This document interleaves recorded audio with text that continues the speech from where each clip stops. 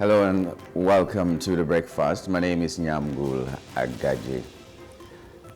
Today is the 5th of December 2024, and that means it's just 20 days to Christmas. How are you preparing for that Christmas? Remember, Christmas is commemorating the birth of Jesus Christ. It is not a time for partying. If you have the wherewithal to party, fine. But if you don't, the major thing is to think about the renewal of your life. Just like the newborn king that we will be commemorating his birth on that day. Think about the things that you can reverse in your life to make them new and be prayerful enough.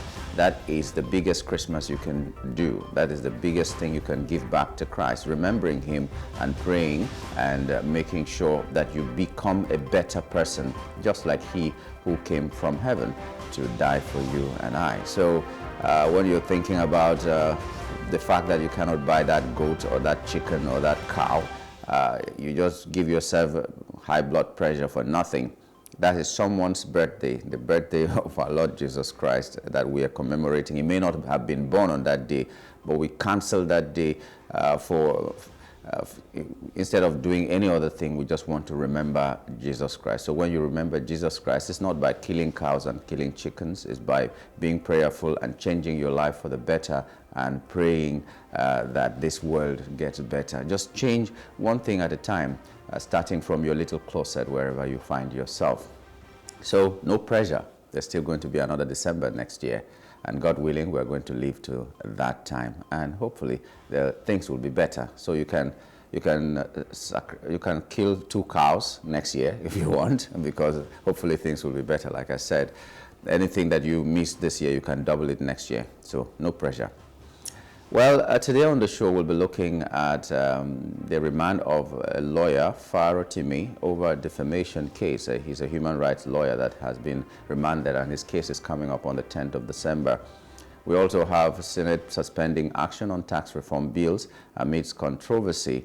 That will be our second topic that we'll be discussing. But in the meantime, we'll have top trending issues, and then we'll go to the press to see what are the top stories that made it to the front pages of some of our national dailies. Once again, good morning and welcome to the program. Let's take a breather now and look at the quote for the day.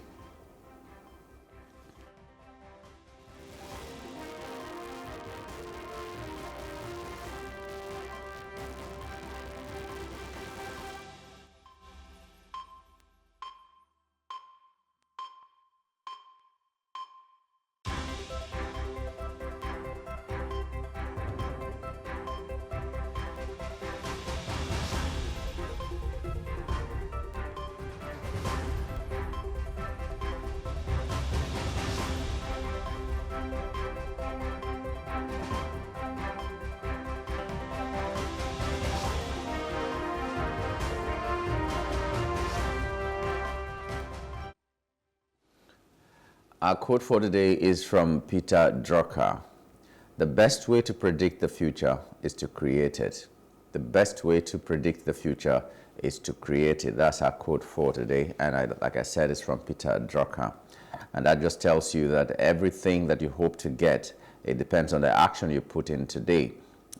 When even people talk about karma, karma is when you do something, you put something out into the society or into the society, it comes back to you, into the cosmos. It comes back to you and maybe sometimes multiplied.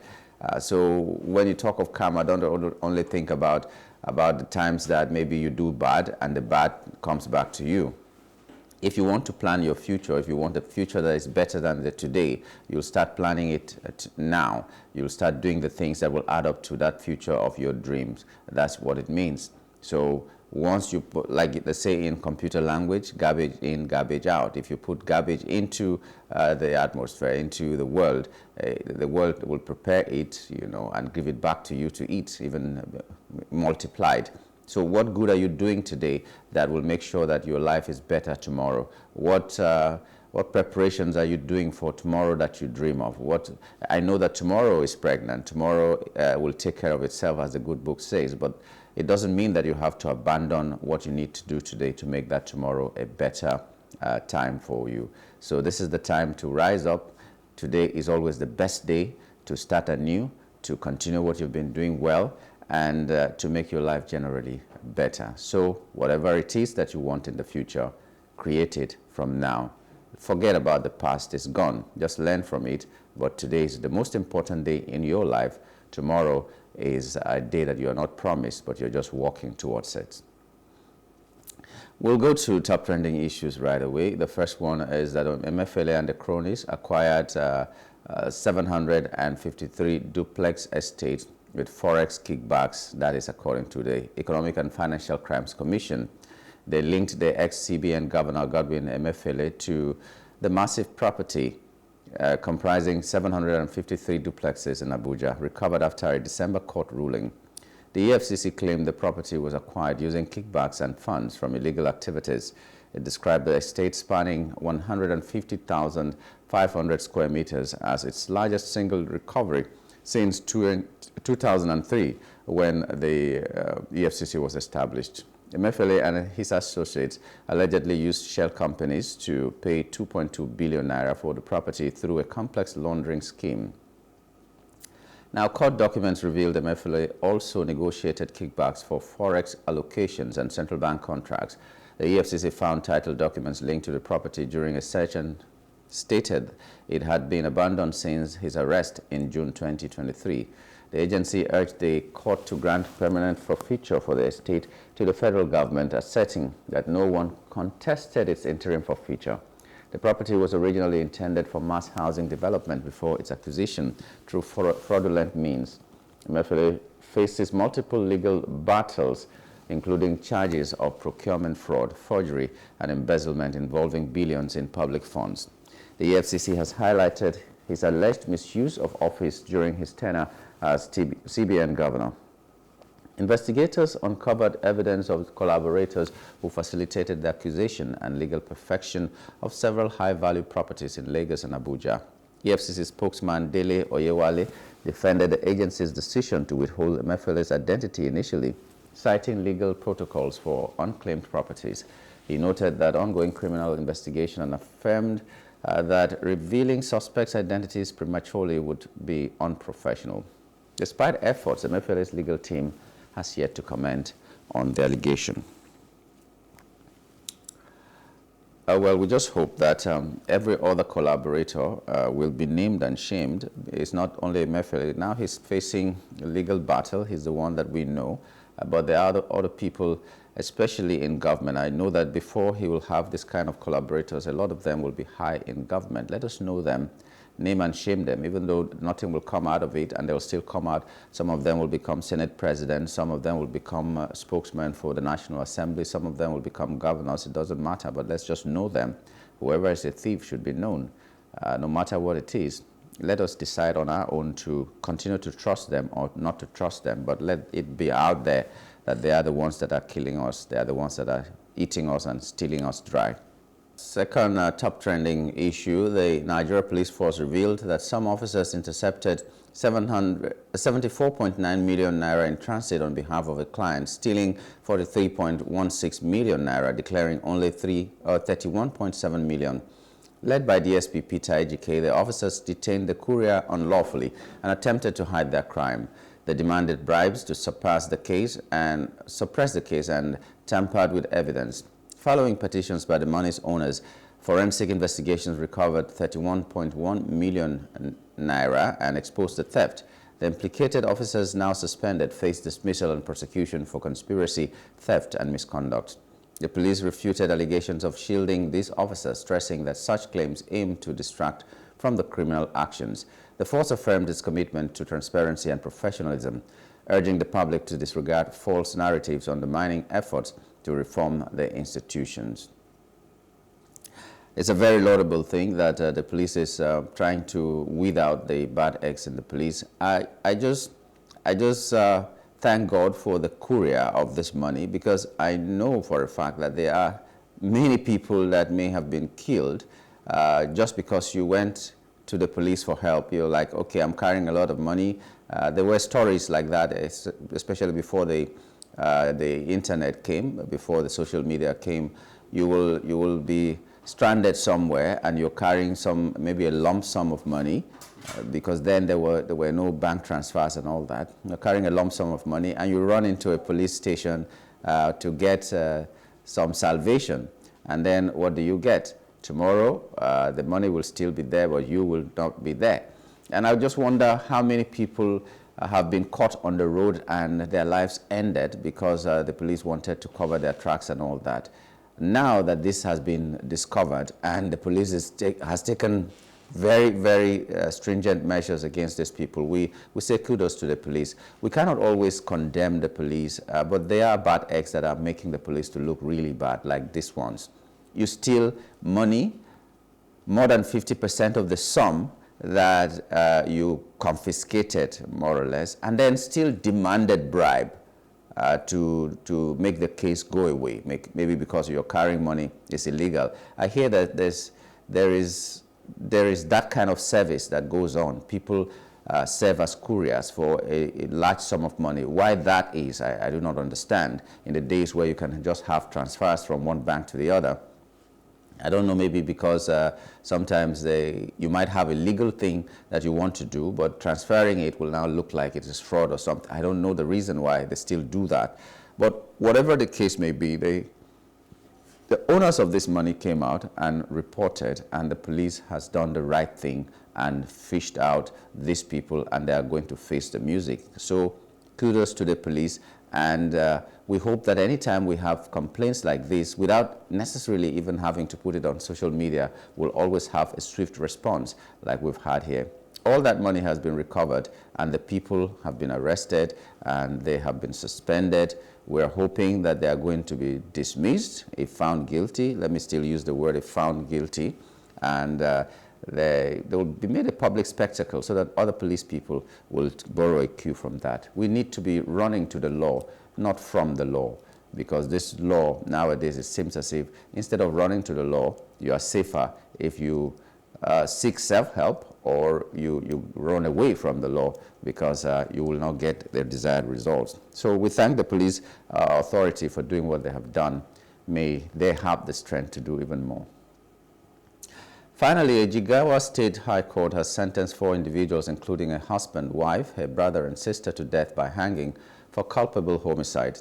They were found guilty of murdering Salamatu Musa, a 30-year-old woman accused of witchcraft. The attack occurred in 2029 in Kwandole village, Malam Maduri local government area, following allegations that Musa's supposed witchcraft led to the death of their son. Justice Ado Yusuf Birnin Kudu ruled that the accused acted with full knowledge of the consequences of their actions. Alongside a death sentence for culpable homicide, they received 6-year sentences for conspiracy. The judgment was based on witness testimonies, medical reports, and defendants' confessions, which established their guilt under the penal code. The decision has sparked mixed reactions, with some emphasizing justice, while others highlight cultural complexities surrounding witchcraft accusations. The convicts have been granted 90 days to appeal the verdict. Yes, there is a possibility that there is witchcraft. In fact, so many evidences point to the fact that there could be witchcraft.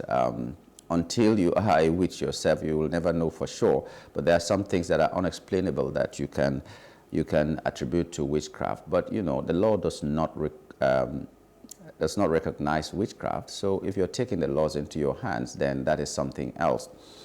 Another thing that I'd like to point out is that whether or not there is witchcraft and evil festers and grows stronger with fear. If you fear it, it affects you even more. If there are witches in Nigeria, I'm sure there are witches in America. Because even if all the Americans, the white Americans, do not have witches, what about the Nigerians that go to America? But that's not saying it is only in Africa. If there are witches in Nigeria, there are witches everywhere else. Why do witches in America not work the same way that they are working in Nigeria? Because there, not many people even believe in them, and not many people fear them. So you just see someone, your child dies, and you say it is witchcraft. Maybe there is a solution that could have been given to that child. You didn't seek good help. If you go to Akwa Ibom as we speak right now, I'm sure that every day at least one child is abandoned because they're saying the child is having witchcraft. Maybe the child is sick every other day, And because of that, they say it's witchcraft. Some children are below 2 years, some are even 6 months, and they get abandoned on the street because they want them to die and leave the family alone because they are witches. How can a 6-month-old be a witch? How can a 2-year-old be a witch? How can even a 6-year-old be a witch? Nobody is born a witch. And it's high time we stopped believing these kind of things and we started looking for solutions rather than just attributing everything to witchcraft. There are so many ailments that if you go to the net and look, you know that if it happened in Nigeria, they would say it's witchcraft, your neighbors don't want you to survive this and that. Even if you are a midget, for instance, this is an absolutely normal thing. But somebody somewhere will say your uncle gave your child a knock, or somewhere she didn't go and on an errand that she was sent, or so when he was growing up, he or she was growing up, that's why they became stunted. Everything is witchcraft in this place, and it's really bad. If these people are really guilty, let them go in for it. Maybe we will be talking about death sentences not being a very, very good option nowadays, but sometimes there should be very stringent measures to make sure that people sit up and do the right thing.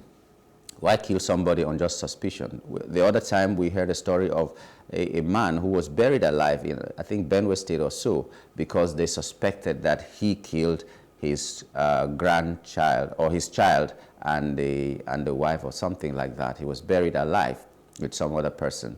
How do you prove this?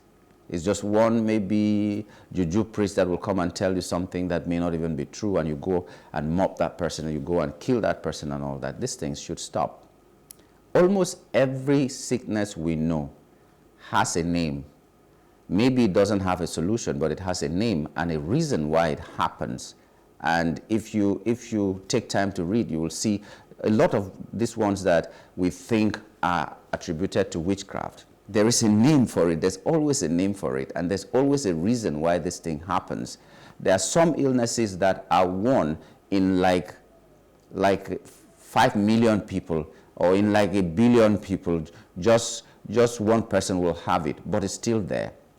And there's a reason that they have those things. For instance, there's someone who can never drink water, because once they drink water, or once they take their bath with water, it burns their skin. What would they say if it were a Nigerian? They would say all the enemies are surrounding her and all that. There are illnesses like that. What about the person who could not use any part of the body except one finger? That person rose up to become a very great writer and all that, but he couldn't use any other part of his body, just one finger. And the fact that his brain was working, he could talk and all that.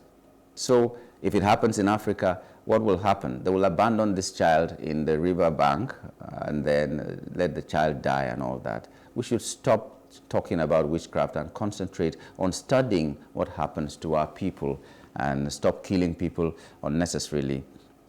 Every small thing that happens to you is your uncle in the village or this and that. Now to call yourself a village person means you are a witch, or you are some kind of diabolical person and all that. It doesn't help us. We will never grow if we continue superstitious beliefs that we cling on to at this time. Well, that's just my own take. I don't know what your experience is that will make you continue to think that everything in your life is village people and is witches, and you take the laws into your hands. I wouldn't do that. And by the way, we have more churches than every other place in the world, I think, because some buildings, uncompleted buildings, will have like 7 churches. Every floor has like 5 churches, and they are all making noise on Sunday and all that. So if you believe so much in God, why not use God to neutralize whatever else that you think is your problem, instead of exacerbating the problems in society? Anyway, that's just me. We'll take a break. When we return, we'll be looking at the papers. Stay with us.